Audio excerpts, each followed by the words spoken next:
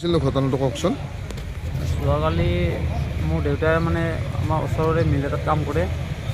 মিলটোত কাম কৰিলে ৰাতিপুৱা ওলাই গৈছে কাম কৰিব। তাৰপিছত কাম কৰি আহি একদম লাষ্টত আৰু মানে গাড়ীৰ পৰা মাল নামোতে মানে গাত পৰিছে আৰু মিলৰ ভিতৰতে। মানে তেওঁৰ শৰীৰত গছ পৰি গৈছিল। হয়, ইয়াতো পৰিছে পৰা বুলি গম পাইছোঁ। তাৰপিছত কি কৰিলে মালিকে?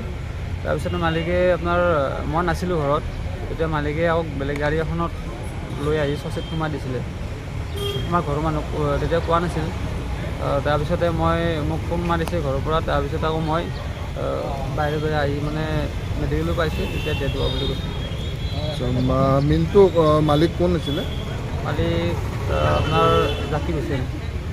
কিমান দিন ধৰি দেউতা তাত কাম কৰি আছিলে? 2-3 বছৰমান কৰিছে। তেখেত যেতিয়া মানে ঢুকাল, তেওঁ আপোনালোকৰ পৰিয়ালক খবৰ দিয়া নাই যেতিয়া মেডিকেলত আনিছিলে? মানে খবৰ মানে জাষ্ট খবৰ পাইছে, জানো ওচৰতে আমাৰ ঘৰৰ ফন্দে হয় এইটো। আচ্ছা, পিছত তেখেতসকলে মেডিকেলত লৈ আহিছিল? হয়, কাৰণ আমি ঘৰত নাছিলোঁতো, নাথাক সময়ত মানে ইমান ফটকেও গম পোৱা নাই। মাহঁত আছে, মাকত গৈছে চাগে। তাৰপিছত যেতিয়া এক্সিডেণ্টটো হৈছে, ইহঁতে লৈ যোৱাৰ পিছত আমাৰ মাহঁতে আহিয়ে গম পাইছে। তেতিয়া আকৌ মোক ফোন মাৰিছে।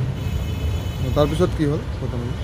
তাৰপিছত মই এনেকৈ মেডিকেললৈকে আহিলোঁ। মেডিকেলত মানে ডেথ হোৱা বুলি কৈছে আৰু।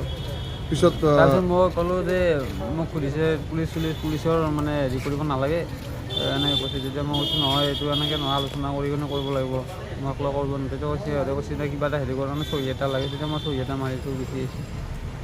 সিহঁতে ঘৰত লৈ গৈছে আৰু। এতিয়া আপোনালোকে FIR দিছে? FIR দিছে। এতিয়া পোষ্টমৰ্টম কৰিব? পোষ্টমৰ্টম কৰিব। আপোনাৰ গাঁওখনৰ নাম কি আছিলে? বৰলেছা। দেউতাৰ নাম? মাধৱ কলিতা।